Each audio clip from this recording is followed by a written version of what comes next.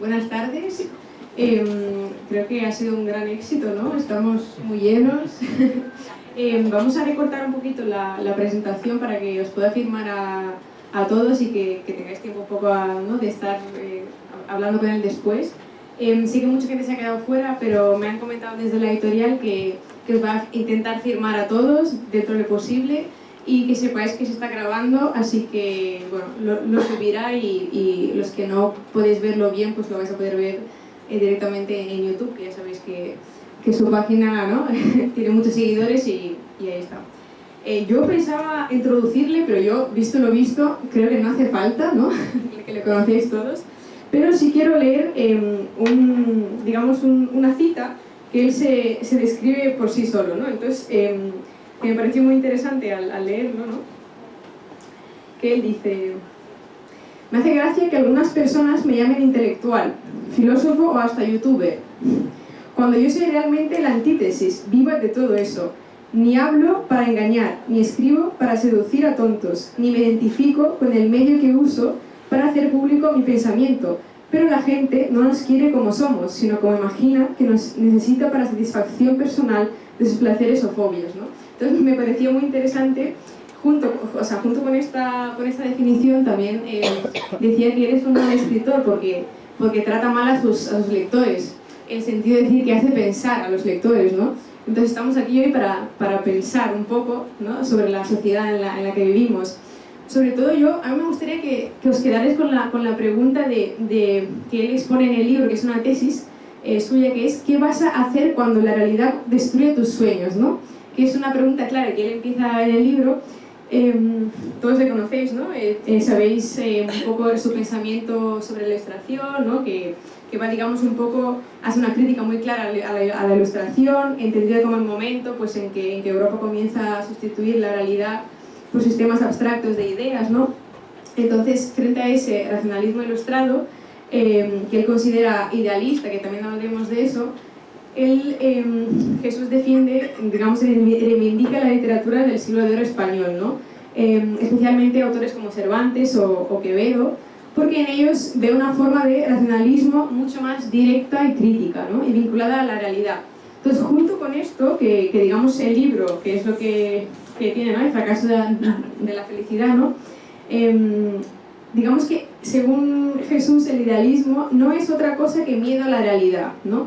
Entonces, una de las ideas centrales del libro es la diferencia entre vivir en la realidad y vivir en ideas sobre la realidad, ¿no? Entonces yo te quiero preguntar, ¿qué significa vivir de espaldas a la realidad del siglo XXI? Bien, pues buenas tardes a todos. Siento que no todo el mundo haya podido entrar y que algunas personas estén fuera y tengan que esperar desde fuera, pero yo prometo firmar el libro a todos los que lo deseen, de aquí a la eternidad.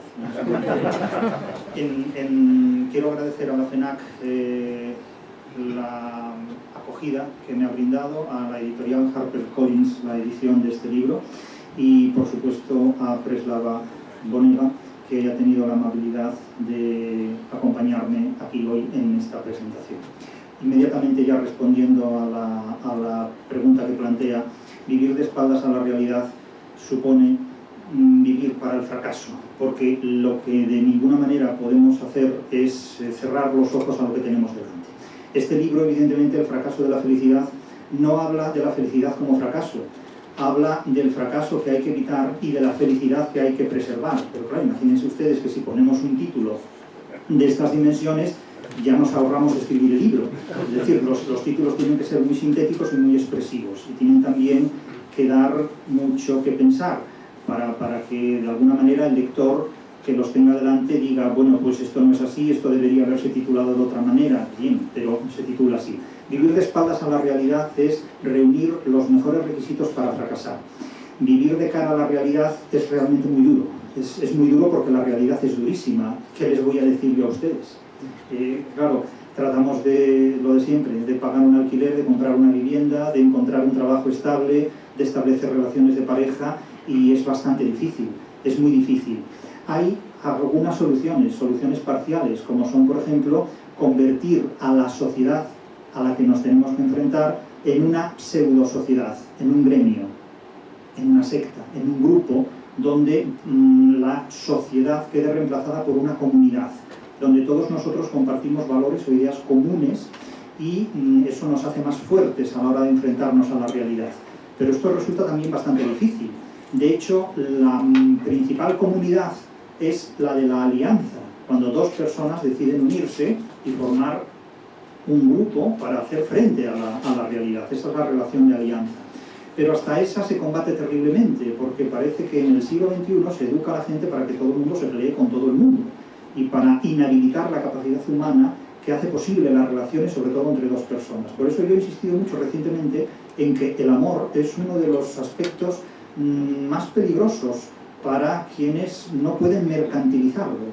Y de todos los idealismos que de alguna manera a mí me parecen razonables, que no son ninguno, excepto el amor, este sí me parece razonable. Creo que el amor es el único idealismo que el ser humano se puede permitir, porque renunciar a él supone también vivir de espaldas a la realidad.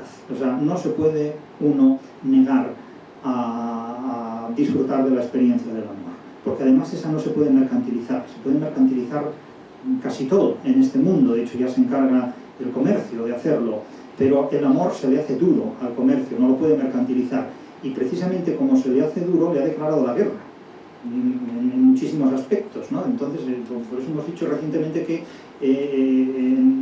el fracaso del amor en el siglo de las citas es de las citas con todos, pero ninguna con la realidad, es muy revelador. Vivir de espaldas a la realidad supone tener todos los números de la lotería del fracaso. No podemos vivir de espaldas a la realidad, por dura que sea la realidad. Jesús, has mencionado el amor, que es un capítulo importante en el libro, ¿no? Y de hecho hay una frase que me viene a la cabeza, que es: el amor es una prueba de inteligencia, ¿no? Que lo escribes tú en el libro.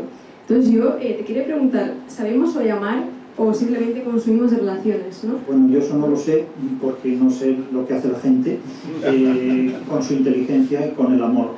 Eso no lo sé. Eso como cuando le preguntaron una vez a Cela, ¿los españoles son esto, lo otro? Y Cela dijo: no lo sé. Yo no soy los españoles, yo soy un español. Entonces, bueno, sin pretender aquí ser, vamos, no sé si decir celíaco, celestino, sin pretender ser Cela, ni mucho menos, claro, yo no lo sé. Yo no puedo hablar por las experiencias que tienen los demás, pero lo que sí puedo decir es que cada uno ama según la inteligencia de la que dispone. Uno tiene la capacidad de amar que le permite su inteligencia. Por lo común, el amor es una prueba de inteligencia, porque según se es, así se ama. Claro, no tiene la misma capacidad de amar una persona que sea un salvaje, un bruto, que una persona más sofisticada. Pero cuidado con los sofisticados, cuidado con los seductores, que esos son los que seducen, los que pueden atraer de manera oblicua. Es decir, un seductor es alguien que con su experiencia ha devaluado el sentido valioso que originariamente podría haber tenido la palabra seducción. La seducción es una manera tramposa de atraer para hacer fracasar. Es lo que hace Don Juan, que es un personaje muy presente en este libro, porque son los personajes que nos inducen al fracaso. Don Juan, Judas, los traidores, etc. Entonces, el amor evidentemente revela una prueba de inteligencia, porque cuando alguien ama, trata de desarrollar una serie de valores que pueda ofrecer, que pueda ofertar, y en ese ejercicio de ofrenda de valores, de exposición de valores, naturalmente hay que poner a prueba la inteligencia, por supuesto. Entonces hay gente que da para muchos valores, otros da para menos valores, pero hay que hacerlo. El caso, por ejemplo, de Don Quijote, yo siempre acudo mucho a la literatura para explicar la realidad, porque me parece un arma de interpretación masiva. Hay personas que acuden a la política para interpretar la realidad, y no digo yo que no sea también un arma de, en este caso, destrucción masiva, pero prefiero la literatura, porque me parece que exige más inteligencia que la política, aunque algunos pensarán lo contrario, pero ya cada cual con sus pensamientos. El caso es que la literatura nos dice muchas cosas sobre el amor, pero nos dice algo muy importante: no se puede sustituir la experiencia amorosa por la experiencia literaria, es decir, nadie puede enamorarse leyendo poemas de amor. Para enamorarse se necesita otra persona. No, la literatura no basta, a la literatura hay que llegar enamorado, hay que llegar vivido. Y la literatura sí nos enseña que cuando alguien quiere amar a otra persona, vale más que si alguien no quiere amarla. Es decir, una persona que ama vale más que una persona que no ama. Si además esa persona que ama es correspondida, pues vale todavía mucho más, por partida doble. Por esa razón, Don Quijote, al que no quiere nadie, amorosamente hablando, tiene que inventarse una mujer a la que él ama, porque en el sentido que él proyecta el amor, puede llevar a cabo una serie de acciones que lo hacen diferente, que lo hacen superior. El caso contrario es el de la pastora Marcela. La pastora Marcela dice que no quiere a nadie, que no ama a nadie. Bueno, otros dicen que no quieren conocer a nadie, pero no es lo mismo, no es lo mismo, ¿no? Pero la pastora Marcela dice que es una nuptofóbica, es decir, es una negadora de las alianzas matrimoniales. Y claro, para preguntar a la pastora Marcela, ¿qué le han dicho a usted estos enemigos, ¿no? Más que una enemiga de los hombres, es una enemiga del amor humano y del amor divino, porque ni quiere a las monjas del convento, ni quiere tampoco a los hombres, prefiere la compañía de las cabras. Eso no se puede discutir. Cada uno tiene sus preferencias, hay que respetarlas. Pero El Quijote es una novela que contrasta este tipo de cosas de manera muy clara, de manera muy específica. Entonces presenta a un viejo de 55 años. En aquel entonces 55 años era un viejo completo. Hoy día cada uno que piense lo que quiera. Pero a los 55 años no se puede ser Superman. Don Quijote cree que él es Superman y además cree algo más importante. Cree que toda doncella, toda mujer joven y atractiva está perdidamente enamorada de él, ¿no? Y dice Sancho muchas veces, pero yo lo que no acabo de comprender es como una doncella como Altisidora, ¿no? De apenas 20 y pico años, de hasta 16 años, dice Cervantes, de todas las doncellas que aparecen en El Quijote, puede estar enamorado de usted, de alguien como usted. No le llega a decir viejo, achacoso y feo, ¿no? Pero entonces Don Quijote le dice, Sancho, es que tú no entiendes, en realidad viene a decir Don Quijote, es que yo soy irresistible. Claro, no, entonces, claro, estos idealismos, cada cual que se los permita si quiere. Pero Don Quijote en este punto es la antítesis de una figura como la pastora Marcela. El resto de los personajes del Quijote, hombres y mujeres, se matan por amor. Desde la historia de Don Luis y Doña Clara, desde la historia de Luscinda, Cardenio, Don Fernando y Dorotea, es decir, todo el mundo, en este mundo, alguna vez en su vida, se ha matado por amor.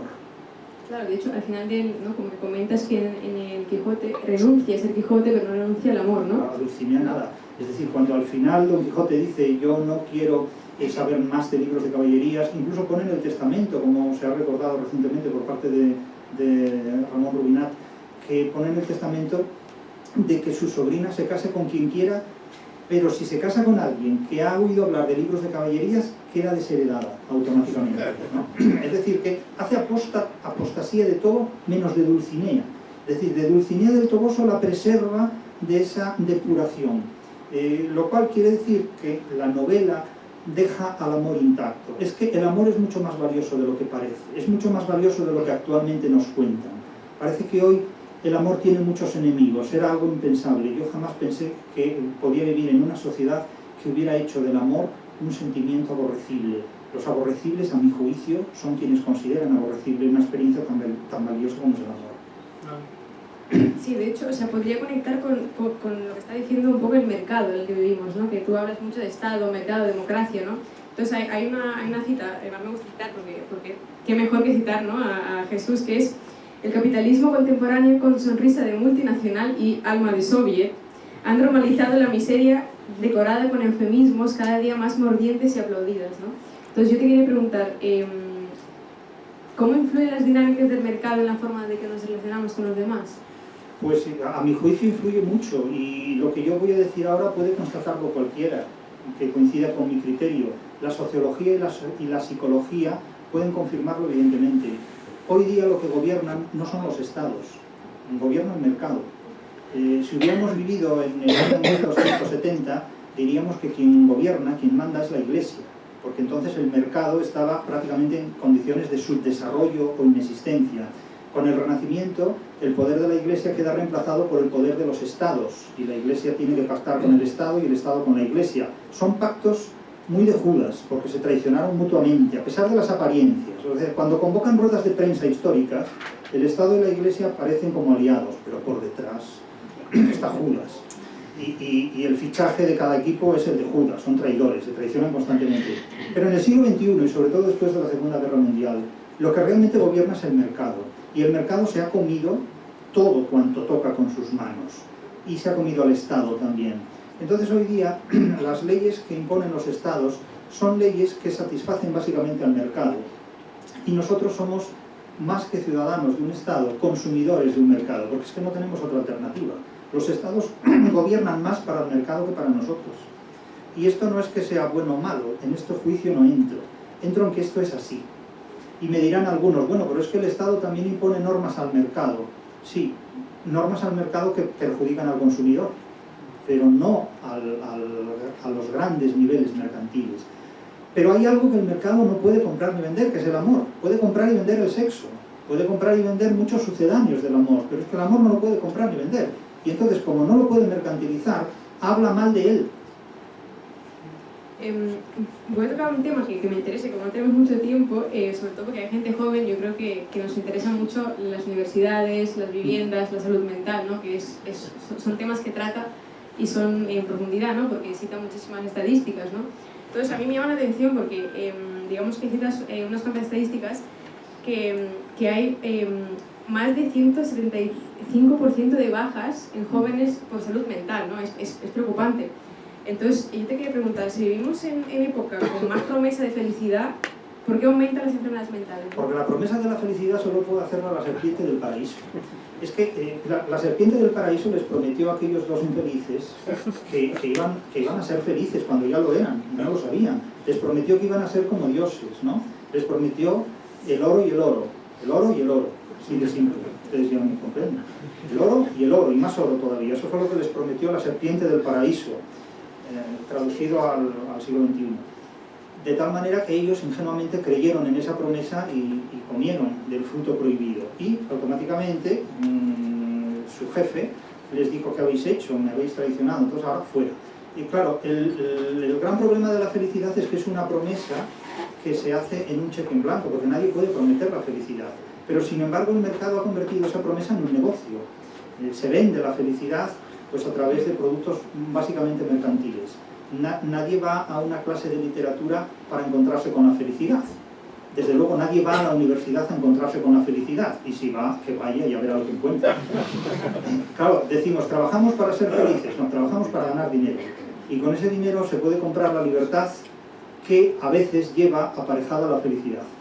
Pero nadie puede firmar un contrato con la felicidad. Yo firmo un contrato con esto y voy a ser feliz. No, la felicidad es algo más limitado, más realista. Es tener salud, es poder enfrentarse a la vida, y cada uno luego realiza ese enfrentamiento con la vida y con la realidad de la manera que estima oportuna, quedando soltero si lo decide, casándose, teniendo hijos, estudiando esto o aquello, trabajando aquí o allá. Pero la felicidad como promesa puede resultar muy engañosa, sobre todo porque yo lo sitúo en el contexto de las promesas que los boomers que han triunfado, no los que han desaparecido o han fracasado, esos no cuentan, porque la historia la cuentan los supervivientes, no los ganadores. La cuentan los supervivientes, que a veces sobreviven incluso a los ganadores. Y los boomers que cuentan su historia son los que la han ganado. Y los boomers han hecho muchas promesas muy falsas, que la generación de milenaristas pues ha creído porque pensó que la vida era así, tal como se la contaban los boomers, y no es así. No es así. Los boomers han dicho: la libertad para mí, la felicidad para vosotros. Y la felicidad es que cómo se paga una hipoteca, cómo se paga un alquiler, cómo se obtiene un trabajo, etcétera, etcétera. Y de ahí que haya ese enfrentamiento actual entre boomers y milenaristas, que debe resolverse por métodos racionales, no intensificarse, ¿no? Y el problema de las enfermedades mentales y de la universidad es algo que tenemos delante, porque en lugar de pactar con ese problema, hay que resolverlo. Es decir, hay que conseguir que la gente no tenga enfermedades mentales. Por lo tanto, hay que explicarle a la gente que hay que encararse con la realidad, porque el idealismo conduce a enfermedades mentales. El miedo a la realidad provoca que la gente se refugie en un contexto idealista que es equivocado y que conduce al fracaso. Entonces, una enfermedad mental, en definitiva un problema psicológico, es un problema que esa persona tiene para relacionarse con la realidad y con otras personas, claro, porque las otras personas son reales, no son personajes de ficción, son reales. Y eso es algo que debe atajarse. Claro, yo propongo que la gente lea el Quijote y me dirán, bueno, usted está pirado del todo. Bueno, yo estaré pirado del todo, pero ¿ha leído usted el Quijote? Claro, porque en este punto yo sí voy a hacer una promesa que voy a cumplir. Yo hago una promesa que voy a cumplir. Este año, antes de que termine el año, en el mes de noviembre, yo les prometo a ustedes una edición del Quijote con mi introducción crítica, con mi visión del Quijote. Es decir, les voy a ofrecer a las personas que a veces me plantean qué edición del Quijote manejo, qué edición del Quijote leo, les voy a pedir paciencia. Esperen hasta noviembre, es casi como una gestación. El libro ya está en prensa, ya está en el laboratorio, se está haciendo, editorialmente hablando. Yo les voy a presentar una introducción del Quijote, es un Quijote con sello propio. Es el Quijote de Cervantes interpretado por quien les habla, por mí, y ahí lo tendrán ustedes. Es una visión del Quijote, yo soy sincero, mire, nunca les han hablado del Quijote en esos términos, nunca lo han visto por escrito en esos términos, directamente con la edición. He escrito libros sobre el Quijote, pero no he escrito nunca una introducción a un Quijote, a una edición del Quijote, y eso es lo que yo les voy a ofrecer antes de que termine el año. Para el mes de noviembre la van a tener. No les prometo la felicidad, porque eso es engañar con humo, pero sí les prometo una edición del Quijote que les pueda ayudar a entender mejor su relación con la realidad, en tanto que Cervantes es el autor de ese guión principal. Yo simplemente en este punto soy un intérprete más de Cervantes, pero también se lo digo con voz propia. Yo no les voy a dar un Quijote troceado, no les voy a dar un Quijote traducido, porque la primera manera de engañar al lector es hacerle creer que no es capaz de leer el Quijote en la lengua en que lo escribió Cervantes, como si nosotros hoy habláramos una lengua distinta a la de Cervantes. Eso es un engaño muy propio de la Ilustración, suponer que el pueblo es tonto. Y como el pueblo es tonto, solo podrá entender el Quijote si yo se lo explico con un idioma que supuestamente es el que habla el pueblo. Es como si dijera Lope de Vega, hay que hablarle en vulgo para darle gusto al pueblo, porque no entiende el lenguaje inteligente. El pueblo entiende el Quijote mucho mejor que sus élites. Fíjense lo que les digo, se lo repito. Ustedes, si son pueblo, entenderán mejor el Quijote que las élites que dicen promoverlo. Eso se lo aseguro yo. Y si no, vean a qué se dedican las élites intelectuales actuales. Si se dedican a explicar el Quijote o si se dedican a pelearse entre ellas. Jesús, ya que no tenemos mucho tiempo, voy a acabar con una cita, porque tú haces una defensa de la literatura. O sea, el último capítulo es una carta a la literatura, no carta de amor. Porque al final, después de todo el ensayo de crítica hacia la sociedad, para él es importante la literatura, ¿no? Porque nos hace pensar, hace reflexionar, entonces nos hace ver más allá, ¿no? Entonces yo quiero que me escuchéis con sus palabras, ¿no?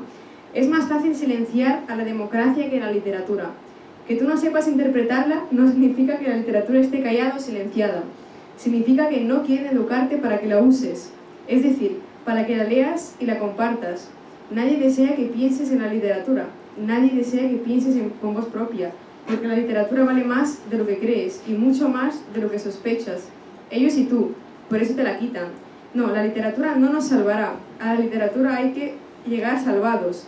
La literatura es la sala más valiosa de la inteligencia humana. No es un taller, ni un paraíso, ni un lugar ideal ni imaginario. Es una realidad que educa al ser humano desde el punto de vista de todas las posibilidades de su inteligencia. Pero la literatura no resuelve tus problemas personales, los previene. La literatura no es un psiquiatra ni un fisioterapeuta, tampoco un abogado penalista ni un oncólogo. Sin embargo, la formación literaria previene en la vida de cada ser humano la comisión de infinitos errores que pueden conducirte al fracaso más irreversible. La literatura es la mejor guía educativa de cuantas se han escrito y pueden escribirse jamás. Ignorarla equivale a viajar directamente hacia el fracaso personal y colectivo. Y una sociedad humana sin formación literaria es un grupo de personas condenadas por su vulnerabilidad intelectual a un tercer mundo semántico. Yo creo que ahí podemos, ¿no? Sí, yo suscribo plenamente esas palabras. Realmente, sí, o sea, quiero decir que sí, o sea, lo pienso rotundamente. Estoy convencido de ello. No, me pareció interesante acabar con esta cita porque durante todo el libro veis que digamos que la literatura es la única manera de hacernos pensar y salir de ese idealismo, ¿no? Digamos que no. Yo creo que sí. Me dirán que hay una literatura idealista, sí, para criticar el idealismo en muchos aspectos, claramente, pero es que la literatura no viaja con tantos polizones como viajan otras actividades humanas. Naturalmente cada uno tiene sus preferencias y no solo de literatura vive el ser humano vive de muchas cosas, no solo de literatura. Pero es que la literatura en estos momentos se encuentra en una situación muy crítica, se encuentra en una situación muy debilitada porque no se estudia en los institutos de enseñanza media como se estudiaba hace décadas y en las universidades tampoco. Es decir, la situación de la literatura en todos los niveles de enseñanza es muy dramática. Es muy dramática porque, como he dicho en muchos casos, la ignorancia destruye más obras literarias que la censura, porque la censura suprime lo que hay y la gente conoce para que no lo practique, pero es que la ignorancia disuelve en el olvido, en un mundo de inexistencias, algo que realmente forma parte de nuestra dieta básica, de nuestra alimentación.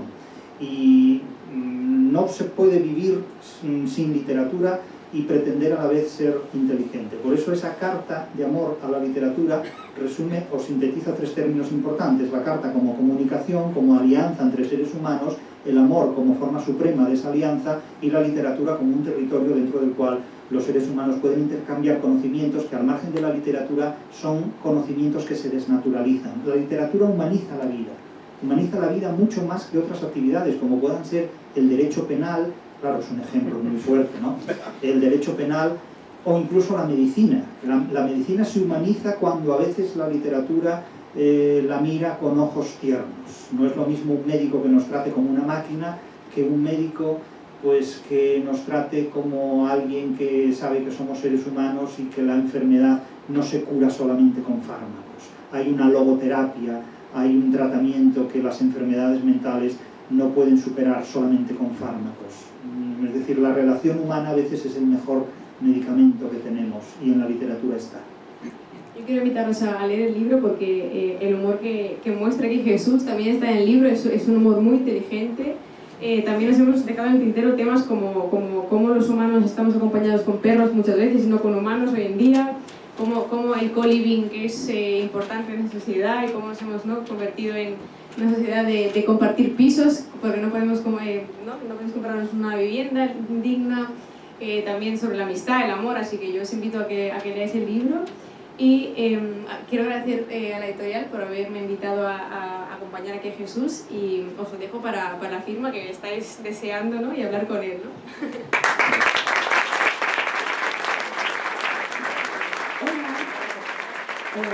En primer lugar, queríamos agradeceros el haber venido. Como veis, somos muchas personas, entonces os voy a explicar un poco cómo nos vamos a organizar para